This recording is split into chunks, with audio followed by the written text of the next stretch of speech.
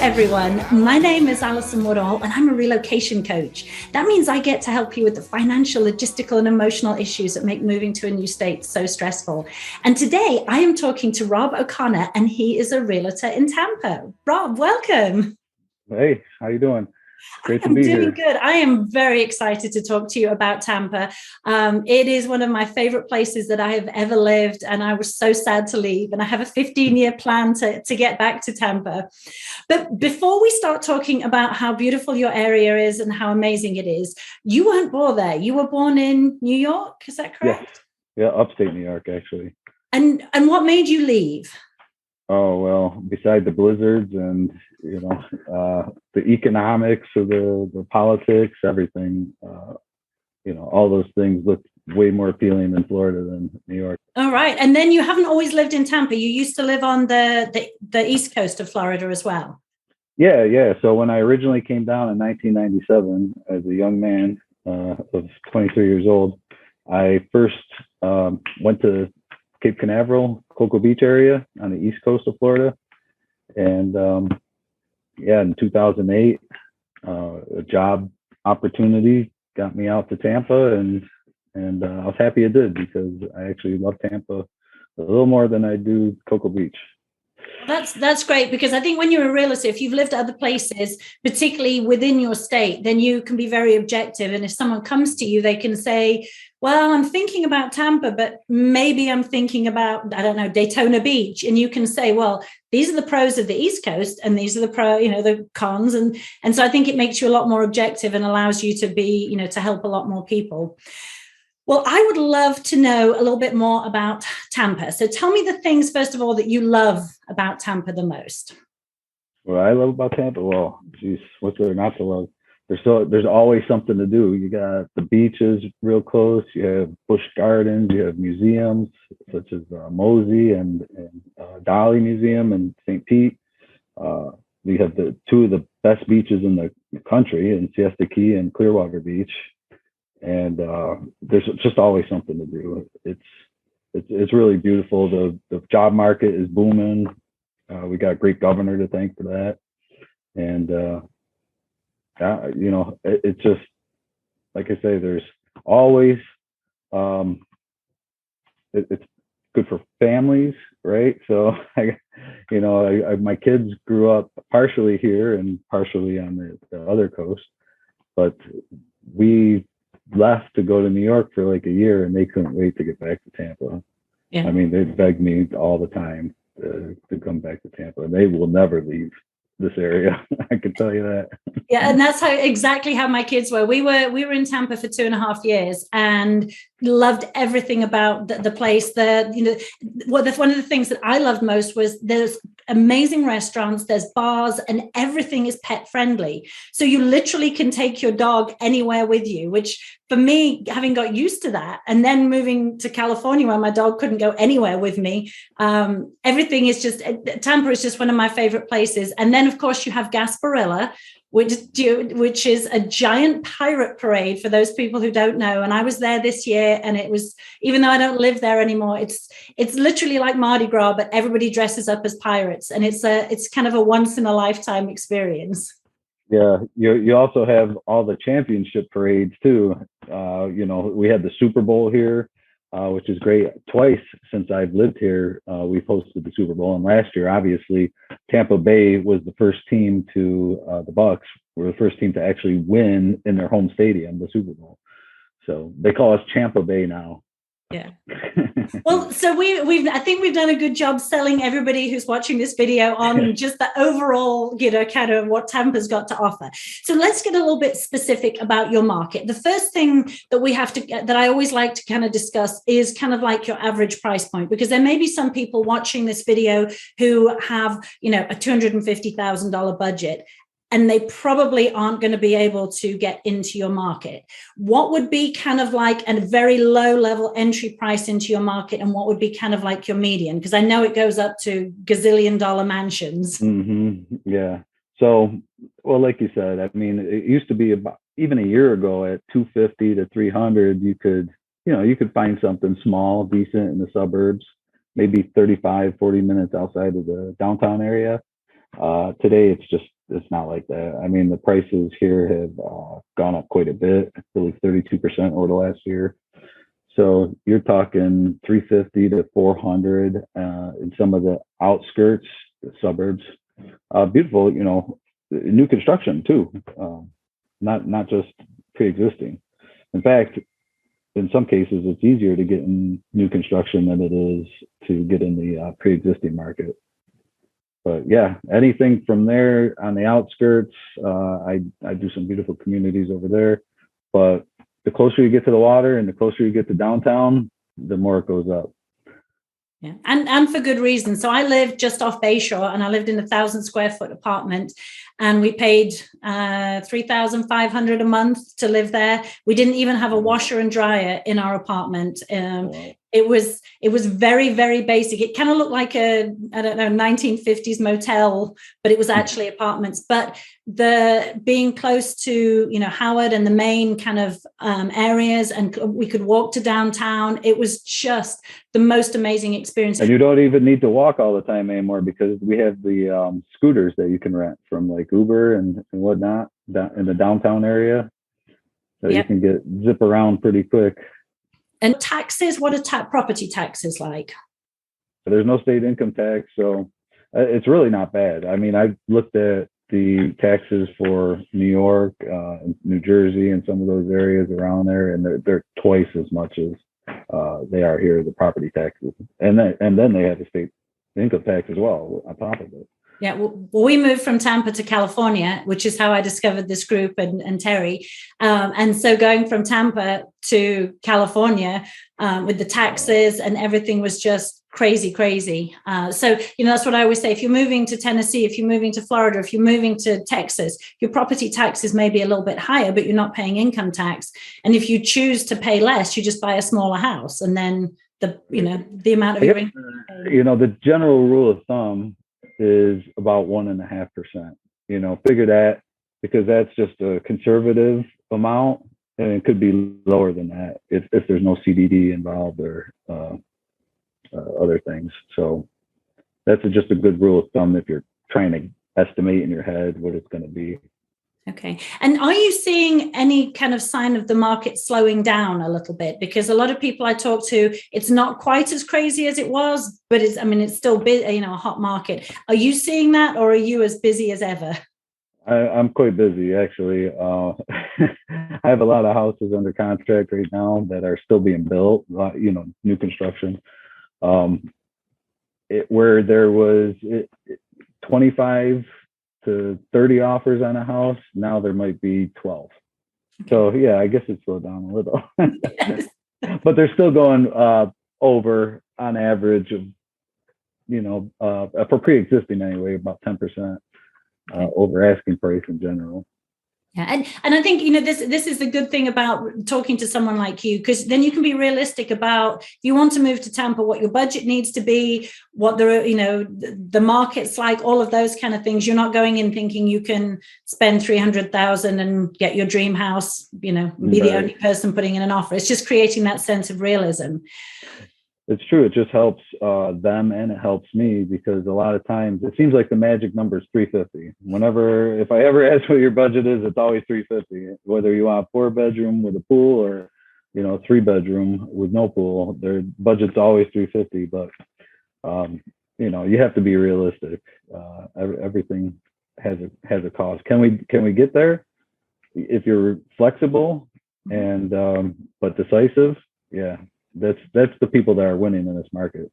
Yeah, it's all about compromise, and that's when I have an online guide for people who are moving, and the first thing that I do is get people to be very, very clear on what's like what they cannot live without and where they can compromise, because then you can decide. It makes it easier to decide. Okay, so we talked about your market. Let's talk about schools and amenities. What are your schools like? Actually 2 years ago, and not a lot of people know this, but Governor DeSantis passed a bill in which made our teachers the third highest paid in the country. So they've definitely have made some investment in education. I know we've always gotten a bad rap, but my personal experience, being that my daughters have gone to school in New York, and have gone to school here. When we went back to New York for that 1 year, my daughter was actually way ahead of the students that were in school there. I mean, she already, spoke another language, which was Spanish that she chose, and they were just starting to take Spanish in middle school. And when we came back, she was actually behind half year because some of the curriculum that they had here, they don't have in New York. So my personal experience is the schools here were way underrated to begin with.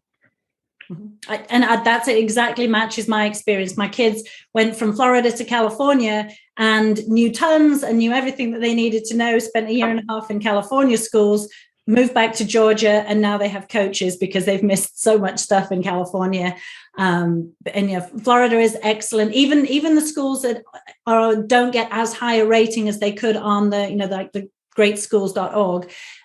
I always say the school rating doesn't show the full picture, because if your lifestyle is amazing, if you are living this fabulous life in Florida, in Tampa, and the school, it's based on so many different things. And so if you're living in a community that you love, if you've got the lifestyle that you've always dreamed of, school rating is a factor, but it shouldn't be a deciding factor.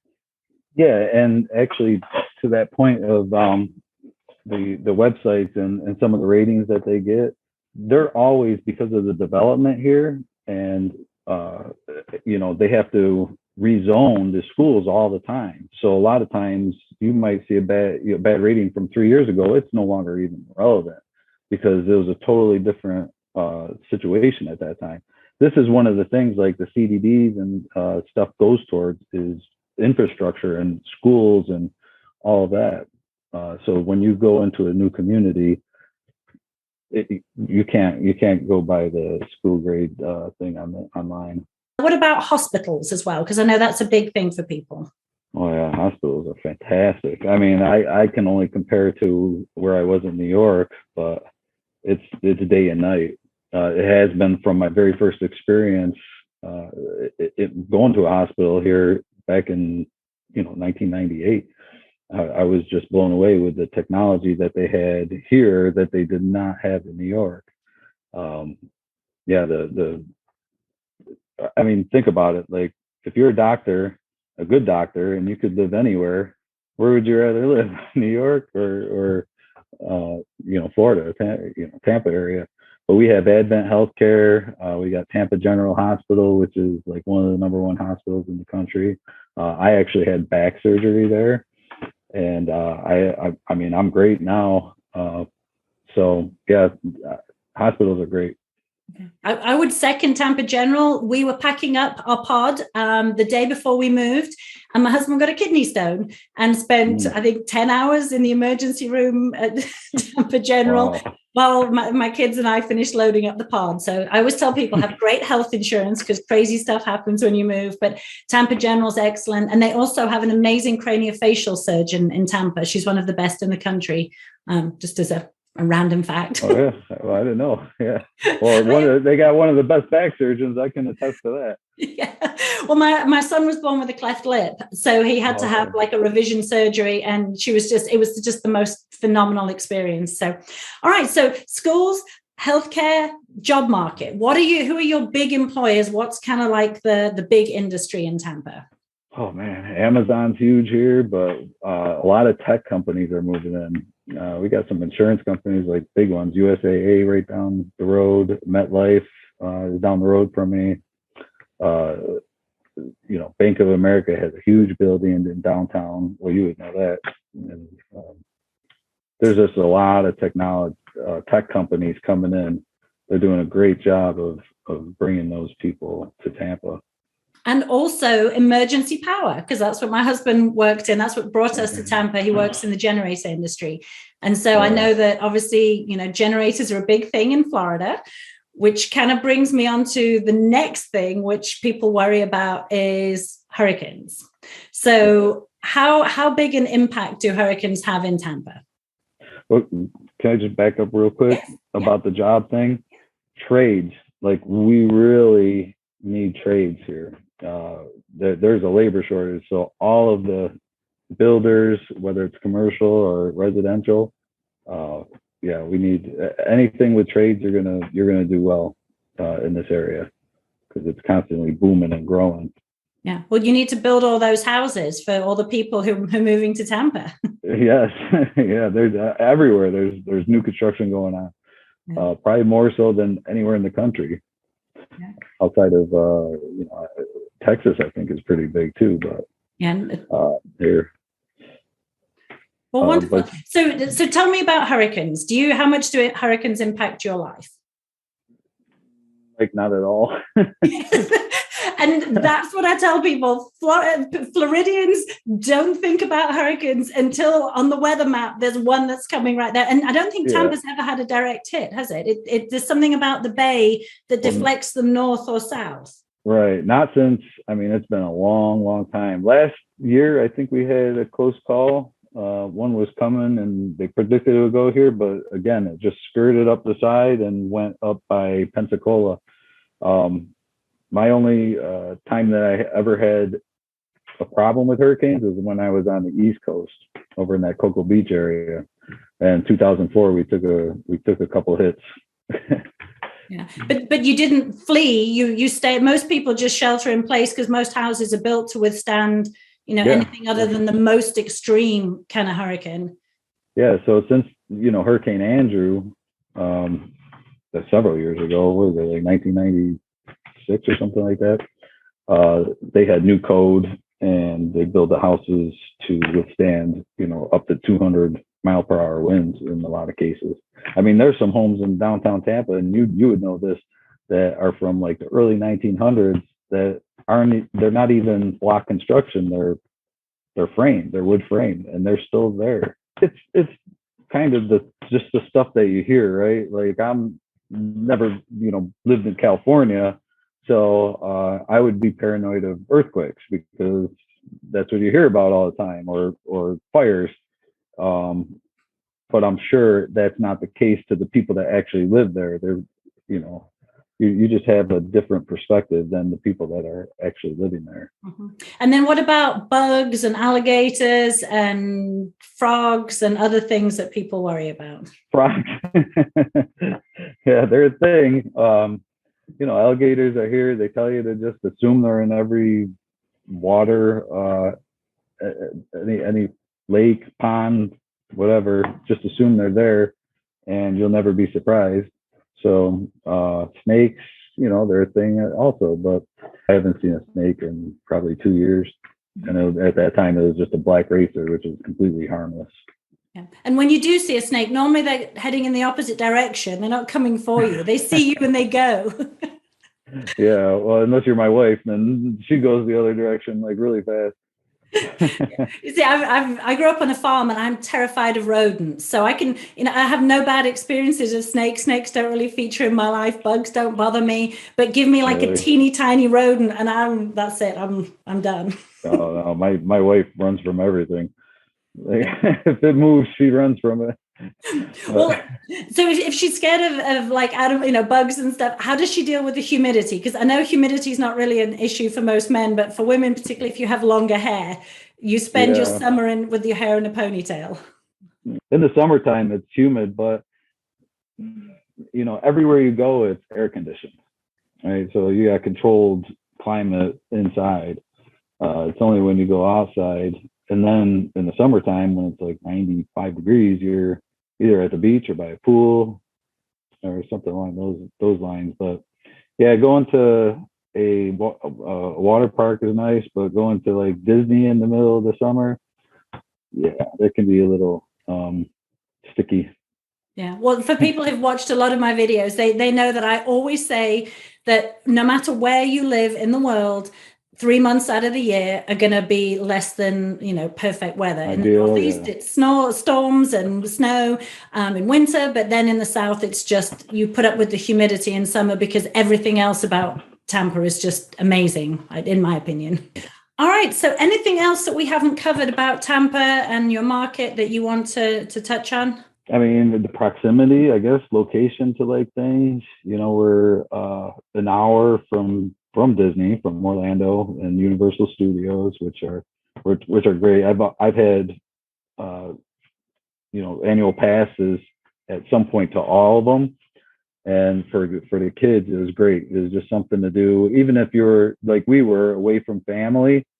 Most of our family is in New York, so around holidays and stuff like that, we kind of came up with our own traditions and went to theme parks, or there's just a lot of different places to discover in Tampa. It's exciting when you're new to the area because you'll be busy for a long time, especially if you're into exploring new areas and culinary delights, like what you mentioned earlier. There's just I've not even scratched the surface, and I've been here since 2008. Mm-hmm.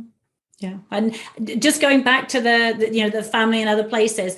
Tampa Airport is excellent. It connects everywhere. There are a few direct flights, but it's so easy to get through, and it connects to all the major cities. So even though you may need to connect to get back to California, it's such an easy airport. And then what I discovered, because all my family is still back in England, when we lived in Atlanta, which we're now back in Atlanta, to fly out of Atlanta internationally is so expensive, and to fly from California anywhere is so expensive.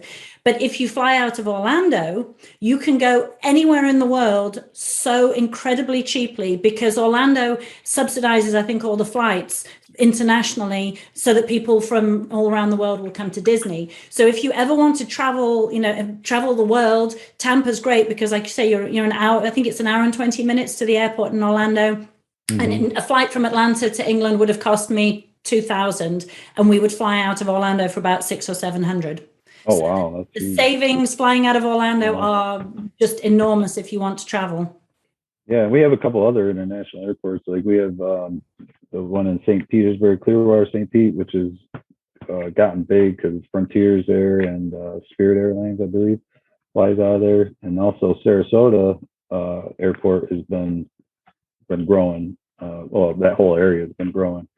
But so you have a lot of different options as far as flying in and out. We're just a hop, skip, and a bump from the islands. So if you want to go to Aruba or U.S. Virgin Islands, Bahamas, all of that is, I think, in less than an hour plane ride from Tampa. And you have the cruise ships as well. Yes, yeah, we have the cruise ship. We got Tampa, the Port of Tampa. We got a little of everything. We got MacDill Air Force Base nearby.